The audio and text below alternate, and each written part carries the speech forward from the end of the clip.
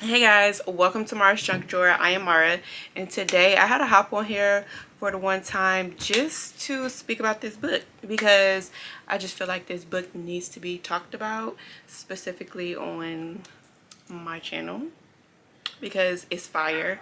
So I am a historical fiction girly, specifically black historical fiction, because if you know, you know. So yeah, the book I want to talk about is this. So these are the current books that I have checked out from the library right here. And yeah, I still need to read these three. It's taken me forever to read this one, only because I just had other obligations, but I have read some of it and I am enjoying it. It's just that I've been trying to get through my other obligations. If you know, you know. I've been doing so good with trying to stick to like my Libby, checkouts. I was doing so good, and I don't know how I got back behind. Probably because I had some checked out on Libby. Then I went to the library. I've been like in the library heavy recently, and so yeah. But the book that I want to talk about that I did finish is The Ballad of Jacquotte Delahaye.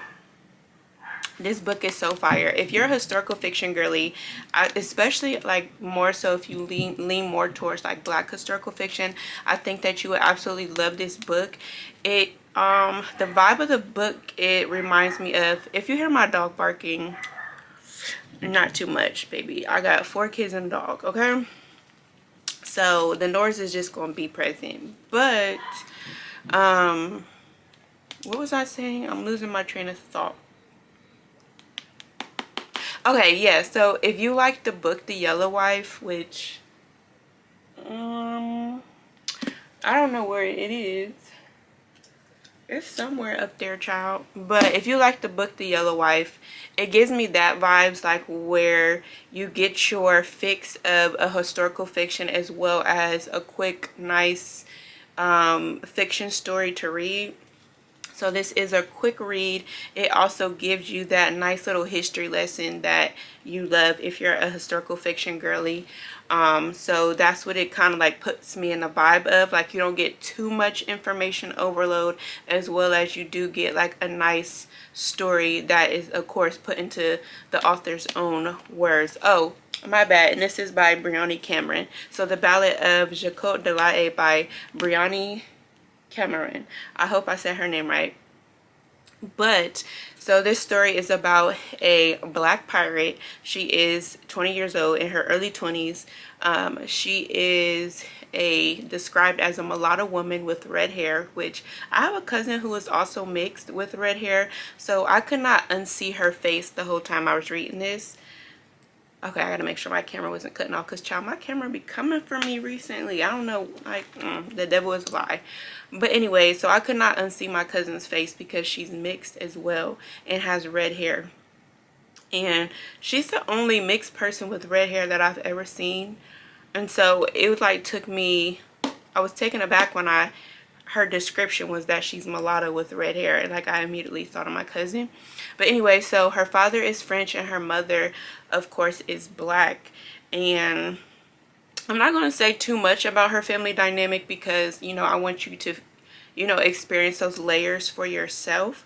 But so the book does take place in the Caribbean, and it takes place in, so the prologue takes place in 1656, and then it does like the backstory of how you got, like, where the prologue comes to place. So the prologue takes place in 1656, and then the bulk of the story takes place in 1655, and then the epilogue is like 4 years later. So it's between like 1655 to like 1659, but it takes place in Hispaniola, Brazil, and Jamaica, and Cuba as well. But so pretty much old Haiti, I think. I hope you guys can see this map. Okay, so excuse me, the bulk of like where she's from is from what is now Haiti, and then they sailed to Jamaica a lot, and they were in Rio de Janeiro for a moment, but mainly back and forth between Jamaica and what is now called Haiti.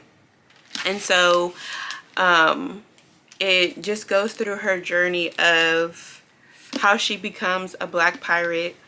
And child, there was a little drama in there that I love. Like, she did a good job. This being her debut novel, I think she did an excellent job, as well as it being historical fiction, because I feel like as for especially for this to be like your first novel and you do historical fiction, I feel like that could be really hard to do, as to have that healthy balance of giving a reader a nice little history lesson without them feeling like they're reading a nonfiction book. But nonfiction is like my number one genre, and then number two would be historical fiction, specifically black historical fiction. So that is why I appreciate historical fiction, because I get a nice little history lesson on you know, my ancestors that was never taught to me. And so yeah, she did a good job with the balance. So I think this book deserves to be on your bookshelf. I don't want to go too much into it, because I personally don't like reading synopsises or blurbs, really. Sometimes I will if it's like an author that I recognize, to see if like, okay, I'm tapped in. But for the most part, I really don't like, so I don't want to say too much, because if you like this genre as well, or you have interest in reading a book, I feel like you need to feel all the feels for the first time without hearing too much. But there is queer representation in here. There are multiple same-sex relationships. There's disability. Of course, slavery is mentioned. What else? I can't remember like what else would be like something that, you know, I should mention. But I do love the fact that she is paying homage to one of our black legends, because I had no idea who we had. Like I mean, I knew we had black pirates, but this kind of like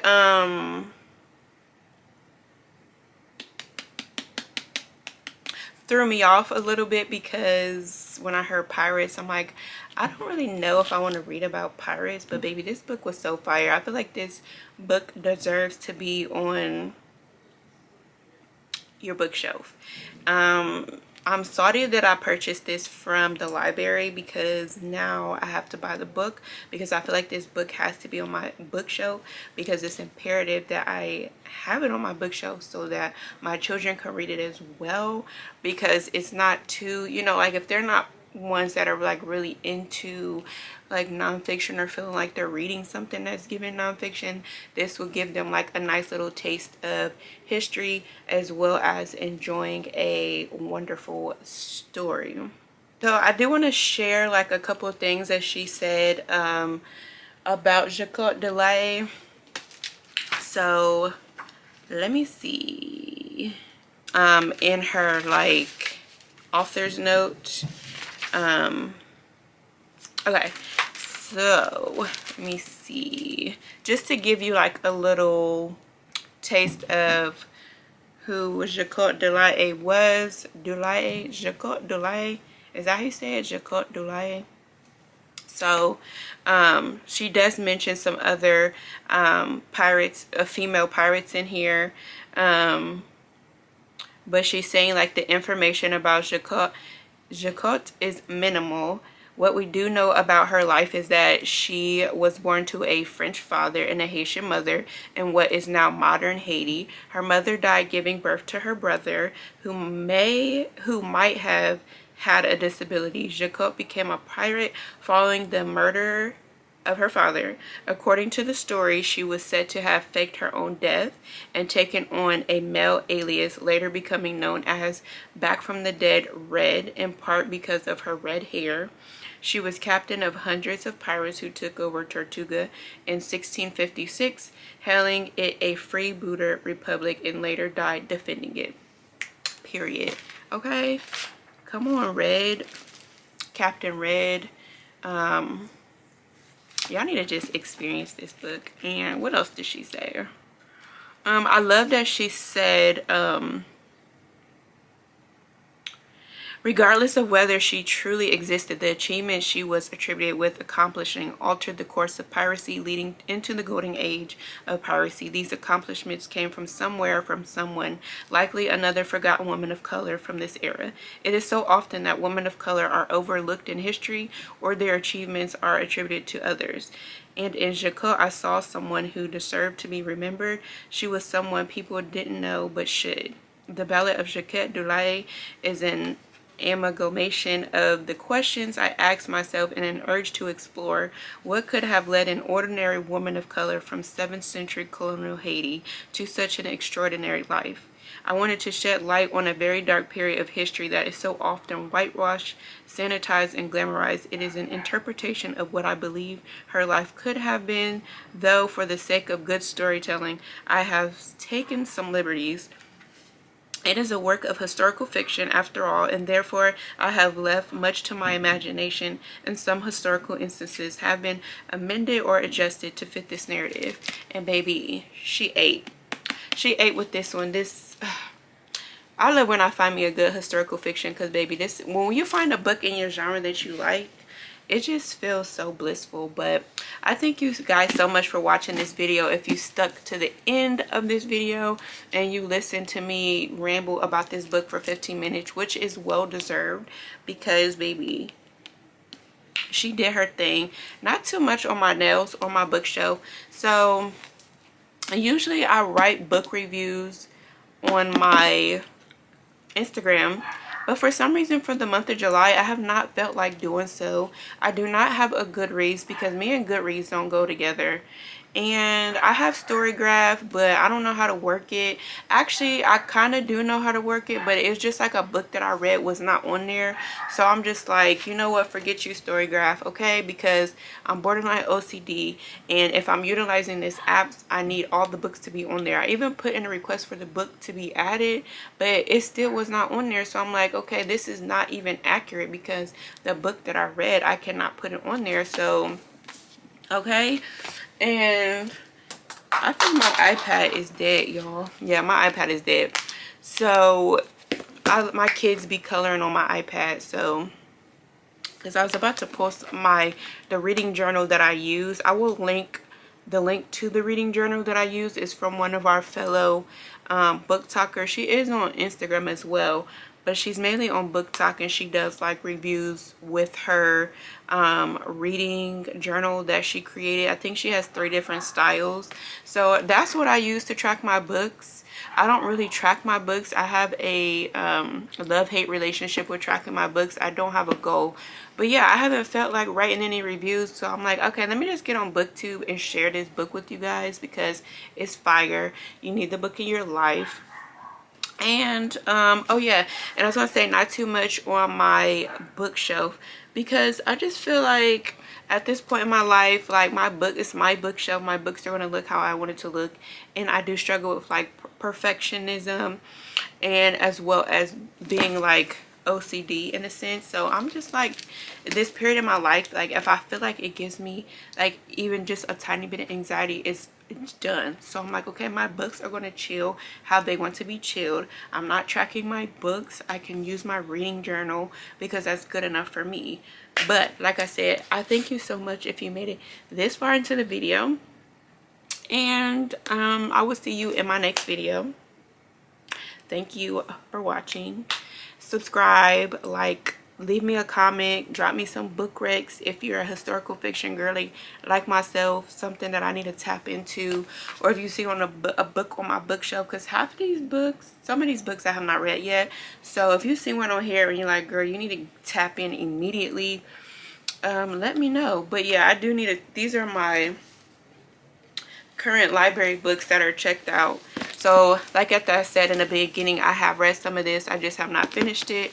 I do have Middle of the Night by Riley Sager, and then A Novel Love Story by Ashley Poston. I am excited to get into this one, because baby, the 7-Year Slip, that book was so fire. But I'm just rambling, so